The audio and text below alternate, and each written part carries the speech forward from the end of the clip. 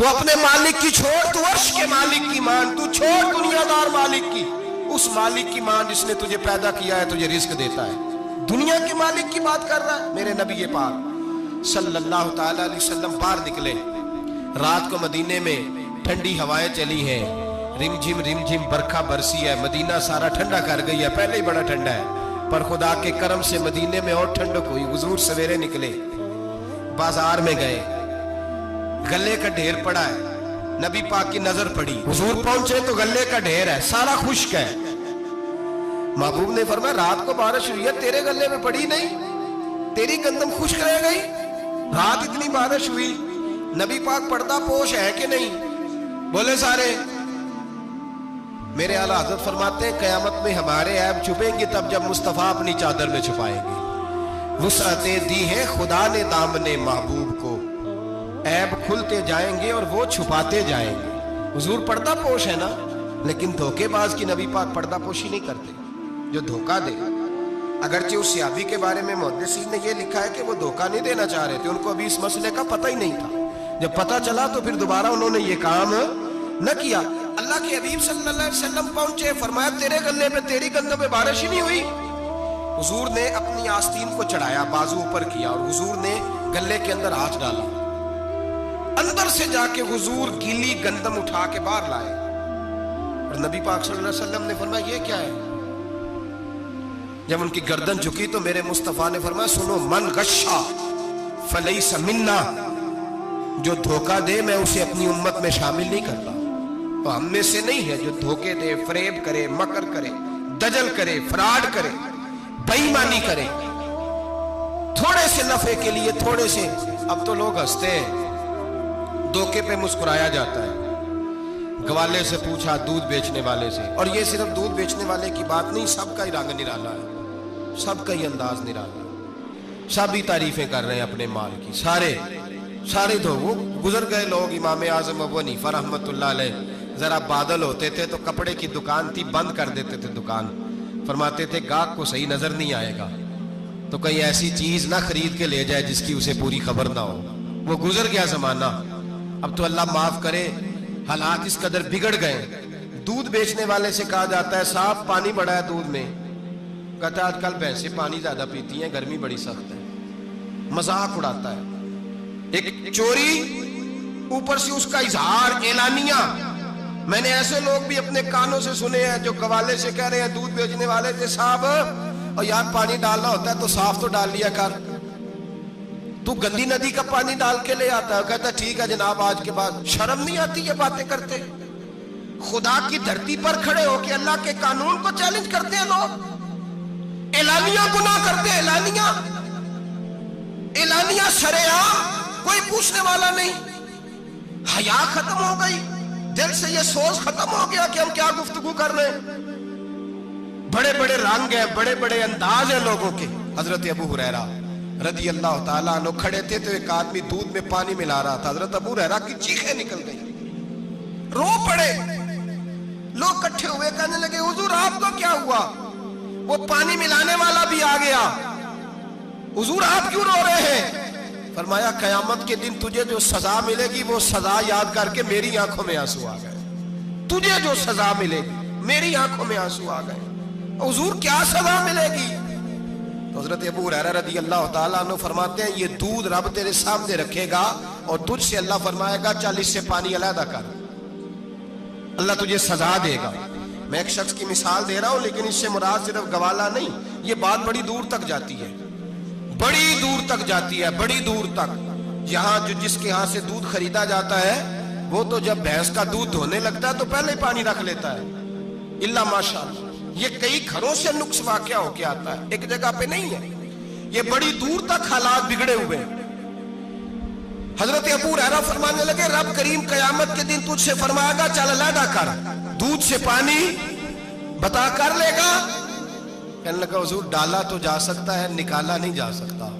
فرمانے لگے پھر تیرا دوزخ سے نکلنا بھی مشکل ہے، تو دے بچوں کو کما کے کھلا، موج کر۔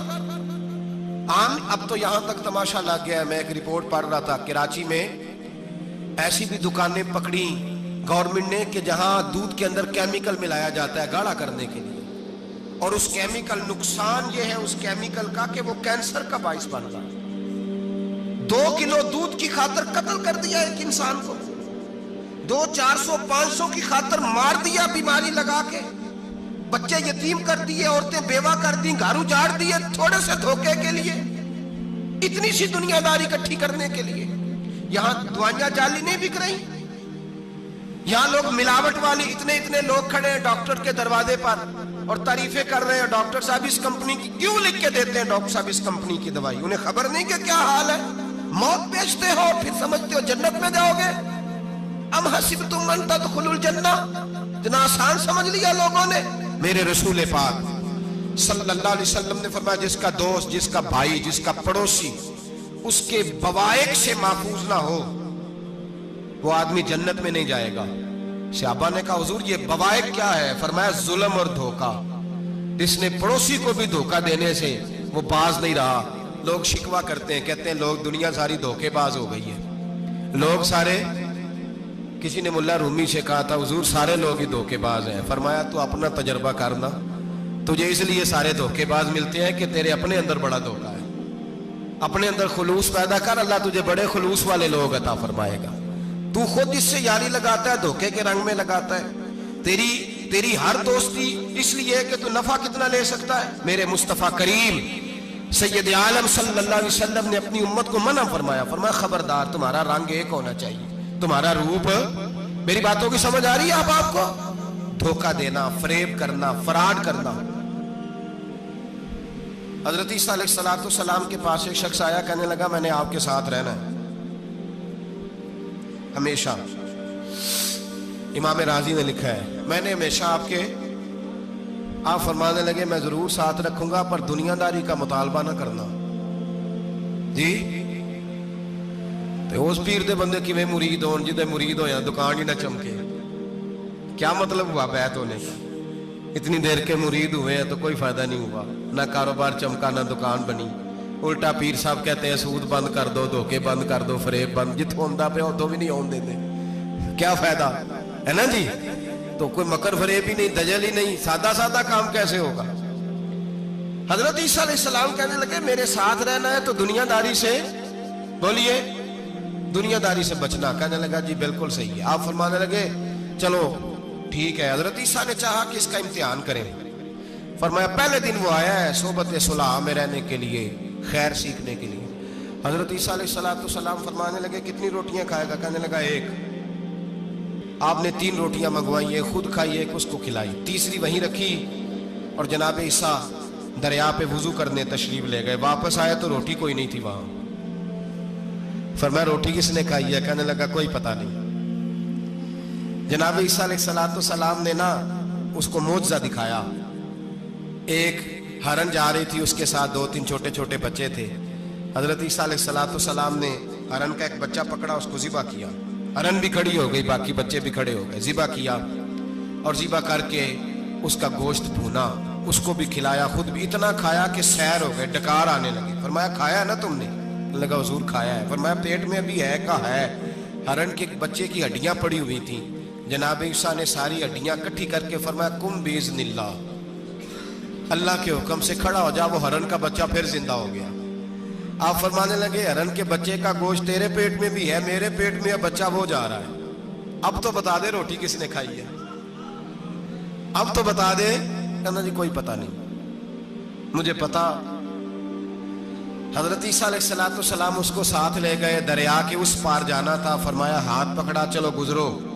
دریا میں پیر رکھا, اس کا بھی اپنا بھی. کہنے لگا جی ڈوب جاؤں گا. فرمایا تو میرے ساتھ ہے, تجھے معجزہ دکھانا ہے, اللہ کی قدرت دکھانی ہے. پیر رکھا دریا میں, پیدل چلتے ہوئے دوسرے کنارے چلے گئے. کوئی ڈوبا نہیں, پیر بھیگا نہیں. فرمایا اتنی بڑی تو نے معجزہ دیکھا, اب تو بتا دے روٹی کس نے کھائی ہے.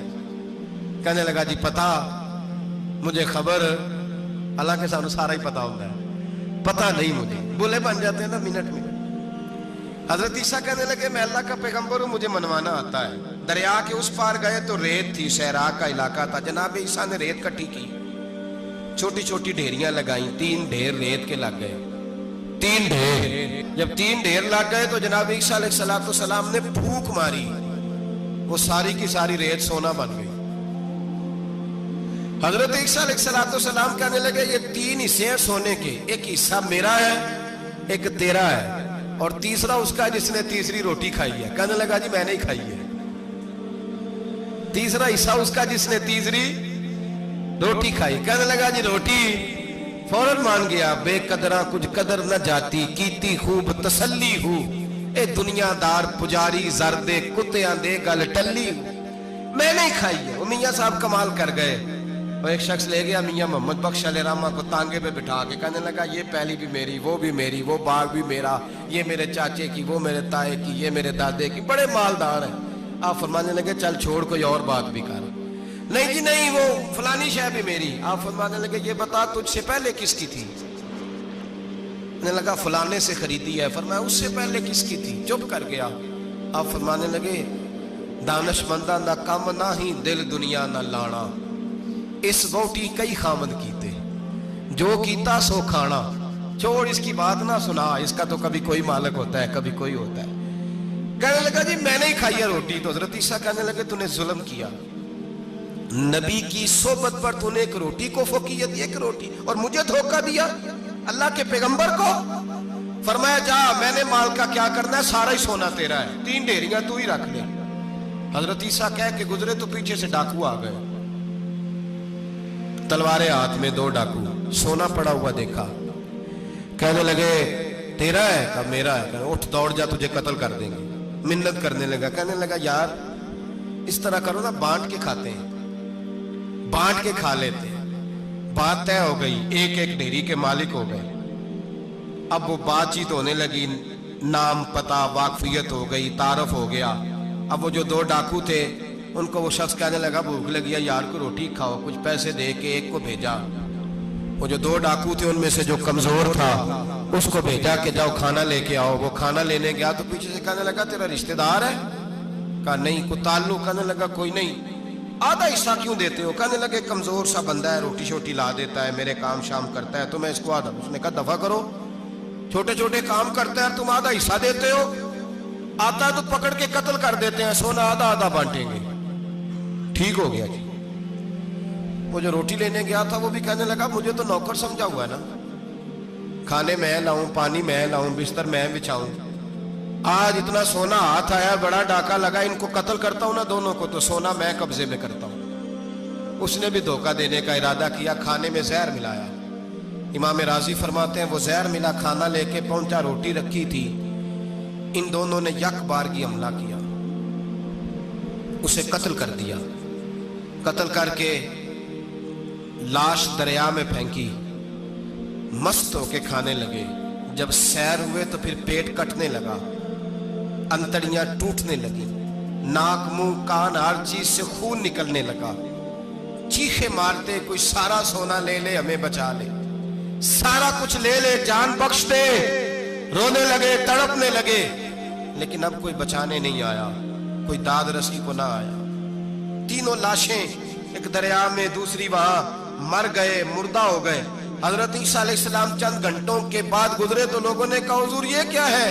فرمایا دنیا داری کا انجام، لالچ کا انجام، دھوکے کا انجام، فریب کا انجام۔ او بھائی بیماری لگ گئی سیٹھ صاحب کو، مالدار صاحب کو، چودھری صاحب بیمار ہو گئے، کروڑوں روپیہ پڑا ہے تجوری میں، لیکن شفا کبھی خریدی نہیں جا سکتی، صحت کسی دکان سے ملتی نہیں، دھوکے سے اکٹھا کیا ہوا مال وہ پڑا ہے سامنے، لیکن اس کے منہ سے چند نوالے نہیں اتر رہے۔ زندگی جو دھوکے سے لوگ مال اکٹھا کرتے ہیں، فریب سے اکٹھا کرتے ہیں۔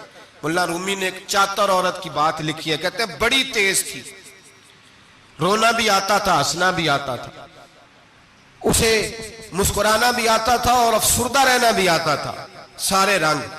اس کا خاوند بڑا نفیس آدمی تھا، شریف آدمی تھا۔ اس نے مکر کیا، دھوکہ کیا۔ پہلے اس عورت نے اس کو ماں باپ سے کاٹا، پھر بھائیوں سے کاٹا، پھر رشتہ داروں سے کاٹا، پھر اکیلی رہنے لگی۔ اب تنہا رہنے لگی تو دھوکے اور مکر سے بات، جو دھوکہ دیتا ہے نا اس کے مزاج میں دھوکہ شامل ہوتا ہے، اس کو فریب سے جھوٹ رچ بس جاتا ہے، پھر جب تک جھوٹ نہ بولے اسے سکون نصیب نہیں ہوتا۔ یہ دھوکہ مزاج کا حصہ بن جاتا ہے، اس کو ہمارے صوفیاء روحانی بیماری کہتے ہیں۔ کہتے ہیں یہ لگ جاتی ہے تو سچ سے اتنی لذت نہیں آتی معاذ اللہ جتنی لوگوں کو جھوٹ سے آتی ہے. یہ لگ جاتی ہے, یہ روحانی مرض ہے جو پھر انسان باز نہیں آتا.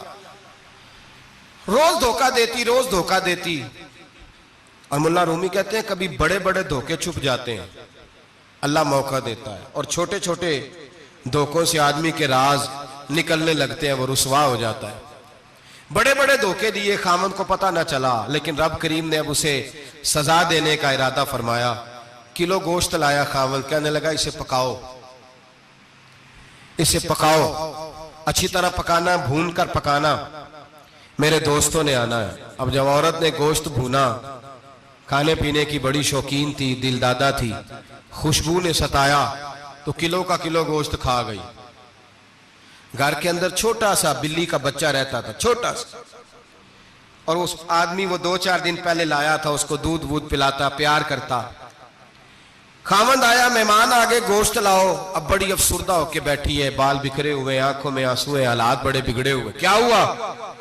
کہنے لگی میں نہیں چاہتی تھی آپ دوستوں کے سامنے رسوا ہوں, پر مجبوری بن گئی. گوشت بھون کے رکھا تھا, بلی کا بچہ سارا ہی کھا گیا. آپ کو سمجھایا تھا نہ لائے گھر. ساری زندگی جو آدمی دھوکہ کھاتا ہے وہ کبھی نقصان نہیں اٹھاتا. اگر اس کا نقصان ہوتا ہے تو وقتی ہوتا ہے, نقصان اسی کا ہوتا ہے جو دھوکہ دیتا ہے.